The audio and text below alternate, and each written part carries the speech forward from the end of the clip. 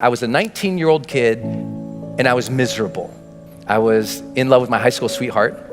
We were that couple that was really annoying. So we went to school together. We signed up for classes together. We shared a U-Haul on the way to school together. We lived in the same dorm together. We walked to class. We walked to breakfast in the morning and walked to class together. I mean, we were just joined at the hip and we were completely crazy infatuated in love. And then halfway through the first year of college, she discovered beer and other boys, and she cheated.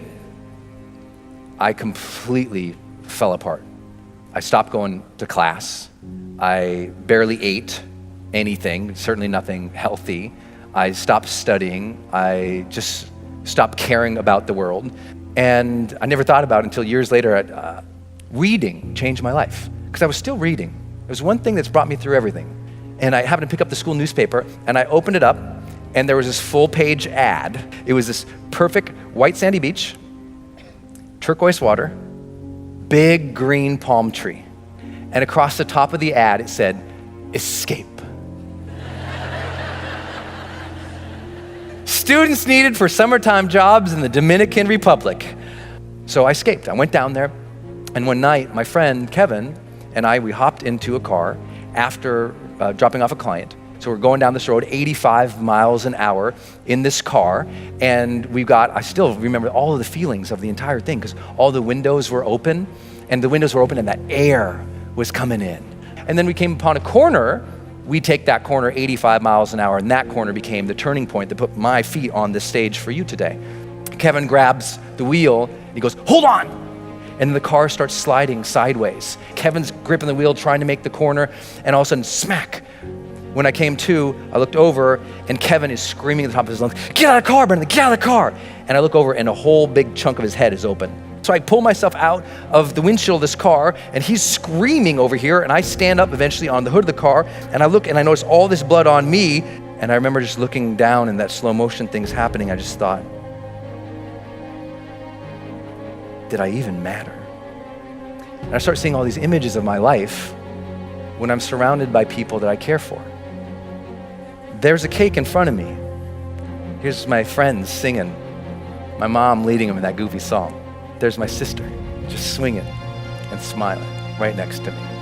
And it makes you wonder, did I love? Did I love openly and honestly and completely? Or did I hold back because that one time I got hurt?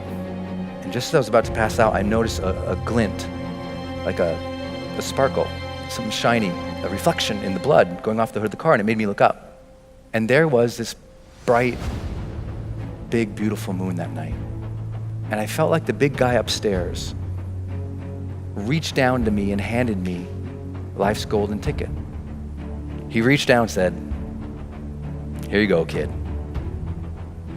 You're still alive. You can still love and matter. But now you know the clock is ticking." Mortality, motivation. I got it as a 19-year-old kid. People say, "Why are you so successful?" I'm like, I got mortality motivation when I was 19. That's a blessing. Most people don't get that till they're 60. Don't worry, Kevin and I, we both survived. See, I'm still here. It's okay. But the one thing that I took away from that entire thing was that moment and those questions, because I remembered them. And I thought about them as I was healing. I was like, what was that about? Why did I feel so unhappy with that moment? Because I thought, in the last moments of life, there must be this transcendence, and I was not happy. And I realized it was because of how I'd been living my life, and I wasn't living to my questions. I knew I got those questions. Did I live? Did I love?